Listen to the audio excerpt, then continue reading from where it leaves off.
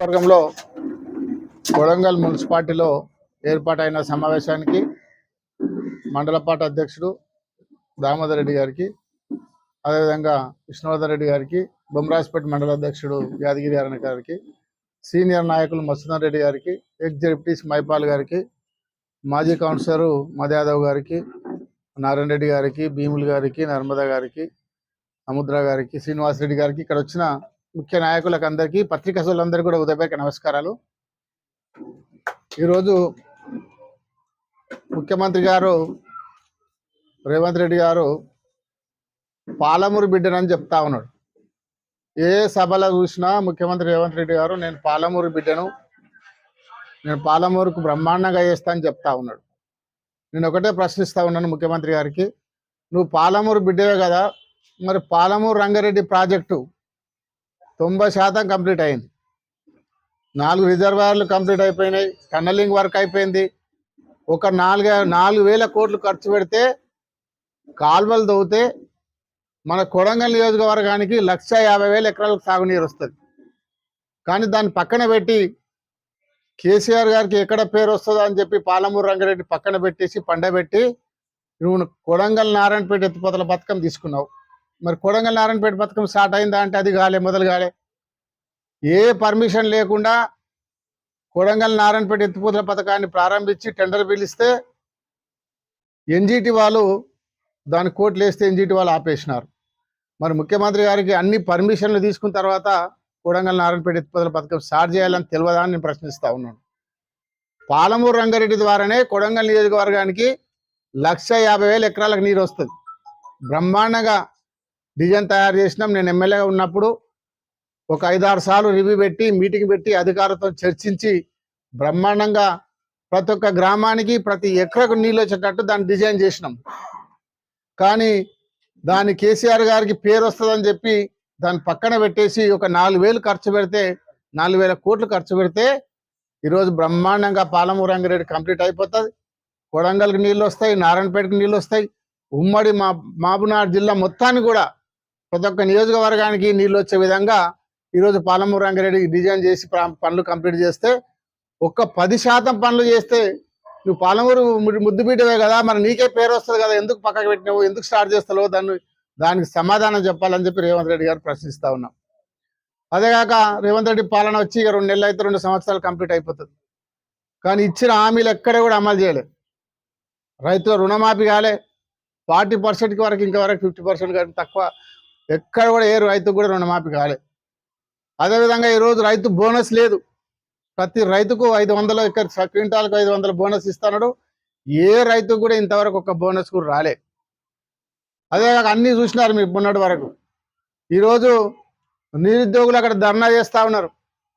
Court కూడా స్పష్టంగా చెప్పినది, మీరు రీవాల్యుయేషన్ అన్న చేయండి, లేకుంటే రీ ఎగ్జామ్ చేయండి అని చెప్పి కోర్టు స్పష్టంగా చెప్పింది నిరుద్యోగుల గ్రూప్ 1 విషయంలో.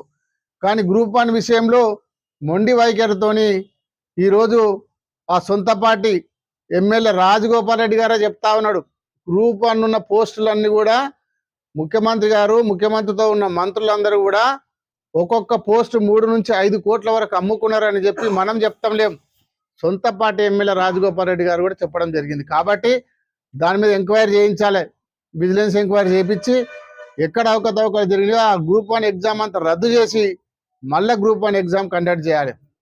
సంవత్సరానికి 2 లక్షల ఉద్యోగాలు ఇస్తాను, ఉద్యోగాలు ఎక్కడ పోయినాయి? ఇంతవరకు ఒక ఉద్యోగం కూడా ఇవ్వలే. కేసీఆర్ గారు ఇచ్చిన ఉద్యోగాలే 50,000 ఉద్యోగాలు కేసీఆర్ గారు ఇస్తే వాటిని సర్టిఫికెట్ పంచి ఫోటో చూపించి మేమే ఇచ్చినామని చెప్పుకుంటారు తప్ప ఒక్క ఉద్యోగం ఇంతవరకు కూడా ఉద్యోగాలు ఇవ్వలే. ఈరోజు చూసిన మొన్ననే కొడంగల్లో అంగన్వాడీ టీచర్ సీఎం ఇంటి ముట్టడిచ్చారు. అంగన్వాడీ ఉపాధ్యాయుల హామీలు నెరవేరలే. ఈరోజు రైతు బంధు లేదు, రైతు బీమా లేదు, కేసీఆర్ కిట్ లేదు. ఏది చూసినా కూడా ఒక్కటి కూడా అమలు చేయకుండా ఈరోజు విద్యార్థులు కూడా, ఇంజనీరింగ్ స్టూడెంట్స్ కూడా చూసినాం మొన్ననే ఫీజు రియంబర్స్మెంట్ కట్టక మొత్తం తెలంగాణ అంతటా కాలేజీలు బంద్ చేసే పరిస్థితి వచ్చింది. హాస్టళ్ళల్లో మెస్ బిల్ ఇవ్వని పరిస్థితి వచ్చింది. స్కూళ్ళలో మధ్యాహ్న భోజనం ఉన్నటువంటి వంట చేసే వాళ్ళకు కూడా బిల్లు ఇవ్వని పరిస్థితి వచ్చింది.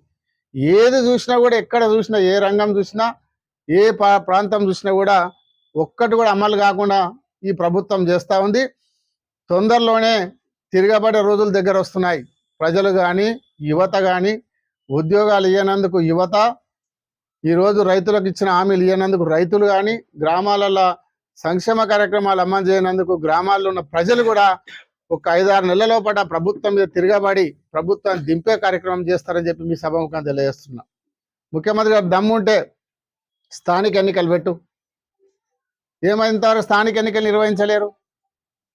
స్థానిక ఎన్నికలకు ముఖ్యమంత్రి గారు ఎందుకు భయపడతారని ప్రశ్నిస్తా ఉన్నాడు. జనవరి అన్నాడు, జనవరి నుంచి చెప్పుకుంటా వస్తుంది, మళ్ళీ జనవరి వచ్చింది. ఇప్పటివరకు స్థానిక ఎన్నికలు నిర్వహించలే. సంవత్సరం నుంచి ఈరోజు గ్రామ పంచాయతీలకు వచ్చినటువంటి కేంద్ర ప్రభుత్వంకి వచ్చే 3,000 కోట్ల రూపాయలు నష్టపోయింది. మనం ఇప్పటికే గ్రామాలలో చూస్తే పరిస్థితి ఘోరంగా ఉన్నది. లైట్ వేసే పరిస్థితి లేదు. గ్రామాలలో గత ప్రభుత్వం ఇచ్చిన ట్రాక్టర్కి డీజిల్ పోసే పరిస్థితి లేదు. పారిశుద్ధ్యం లేదు. జ్వరాలు వస్తూ ఉన్నాయి. హాస్పిటల్లో మందులు లేవు. ఇట్లాంటి పరిస్థితి తెలంగాణ ప్రజలంతా కూడా ఈరోజు చూస్తూ ఉన్నారు. కాబట్టి ముఖ్యమంత్రి గారు ఇప్పటికైనా బుద్ధి తెచ్చుకొని ఇచ్చిన హామీలను అమలు చేయాలి. 6 గ్యారంటీలు అమలు చేయాలి. రైతులకు ఇచ్చిన హామీలు అమలు చేయాలి. మొన్నటి చూసినాం, ఇప్పుడు తెలంగాణ అంతటా యూరియా. ముఖ్యమంత్రి ఏం చెప్పిను? ఒక్కొక్క మహిళలను కోటీశ్వరం చేస్తున్నాడు. ఆ కోటీశ్వరం చేసి పక్కన పెడితే మహిళలంతా కూడా 2 రోజులు 3 రోజులు తిండి లేక నీళ్లు లేక యూరియా కోసం లైన్ నిలబడతా ఉన్నారు. ముందు యూరియా సప్లై చేయి, యూరియా ఇవన్నీ చేత కానీ ముఖ్యమంత్రి గారు రైతులకు సరిపోని యూరియా ఇప్పటి వరకు గతంలో కేసీఆర్ గారు ప్రభుత్వం ఉన్నప్పుడు ఒక్క యూరియా బస్తా కూడా ఏ రైతు కూడా షాపుకు పోలే. షాపుకు ఫోన్ చేస్తే ఆటోలు వేసి ఇంటికి పంపేటోళ్ళు. గతంలో ఎన్ని సంచులు కావాలంటే అన్ని సంచులు ఇంటికి, రైతు ఇంటికే, పొలాల కాడికి ఇంటి దగ్గరికి యూరియా బస్తాలు వచ్చేటివి. ఇప్పుడు ఆ పరిస్థితి లేదు. ఒక్క యూరియా బస్తా కోసం 3 రోజులు పడిగాపులు కాస్తా ఉన్నారు రైతులు. ఈరోజు మహిళలు నిలబడతా ఉన్నారు. రైతులందరూ కూడా చనిపోతా ఉన్నారు రైతులు లైన్ నిలబడి. అట్లాంటి పరిస్థితి తెలంగాణలో దాపురిచ్చిందంటే దానికి కారణం ముఖ్యమంత్రి రేవంత్ రెడ్డి గారే. కాబట్టి ఇప్పటికైనా ముఖ్యమంత్రి గారు కళ్ళు తెరిచి ప్రజలకు ఇచ్చిన హామీలు కానీ, రైతులకు ఇచ్చిన హామీలు కానీ, ఈరోజు 2,000 పెన్షన్ 4,000 చేస్తున్నావు, తులం బంగారం ఇస్తున్నావు, మహిళలకు 2,500 ఇస్తున్నావు, ఇప్పటి వరకు ఎక్కడ కూడా ఇయ్యలే. కాబట్టి వాటన్నిటి కూడా అమలు చేసి తొందరలో నీవు స్థానిక ఎన్నికలు నిర్వహించాలని చెప్పి నేను చెప్తా ఉన్నాం, సభాముఖంగా తెలియజేస్తా ఉన్నాను. గ్రామాలలో కాపం చాలా మంది ఎన్నికలు ఎప్పుడు వస్తాయా అని ఎదురు చూస్తూ ఉన్నారు. నాకు తెలిసి ముఖ్యమంత్రి గారు పక్కన కర్ణాటక లాగా స్థానిక ఎన్నికలు ఎగరగొట్టే ప్రయత్నం చేస్తూ ఉన్నారు. ఎందుకంటే స్థానిక ఎన్నికలు పెట్టినా 10 మంది రాజీనామా చేసిన ఎమ్మెల్యేల ఎన్నికలు పెట్టినా ఓడిపోతే నా ముఖ్యమంత్రి పదవి పోతుందని చెప్పి ముఖ్యమంత్రి గారు ఆలోచించే ఈ ఎన్నికలు పెట్టడం లేదు. ఆ జరిగే కార్యక్రమం కనిపిస్తా ఉన్న సూచనలు కనబడుతున్నాయి. కాబట్టి మీకు దమ్ము ధైర్యం ఉంటే ముఖ్యమంత్రి రేవంత్ రెడ్డి గారు స్థానిక ఎన్నికలు పెట్టండి. ఈరోజు 10 మంది ఎమ్మెల్యేలతో రాజీనామా చేపించి మళ్ళీ ఎన్నికలు పెట్టండి. అప్పుడు మీరు ప్రజాపాలన అంటా ఉన్నారు కదా, మేము ప్రజాపాలన తీసుకొచ్చినాం, ప్రజల వద్దకే పోతున్నాం, మంచి కార్యక్రమాలు చేస్తున్నాం అంటున్నప్పుడు మీరు ఎందుకు భయపడుతున్నారు స్థానిక ఎన్నికలకని నేను ప్రశ్నిస్తా ఉన్నాను. ఇప్పటికైనా స్థానిక ఎన్నికలు నిర్వహించాలి.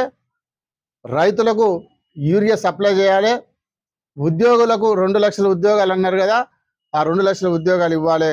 గ్రూప్ 1 ఎగ్జామ్స్ కూడా మళ్ళీ రీకండక్ట్ చేయాలని చెప్పి ఈ సభాముఖంగా ముఖ్యమంత్రి గారిని డిమాండ్ చేస్తున్నా. తొందరలోనే హామీలన్నీ కూడా అమలు చేయాలని చెప్పి, లేకపోతే పెద్ద ఎత్తున నిరసన కార్యక్రమాలు చేపడతామని చెప్పి కూడా తెలియజేసుకుంటున్నాం.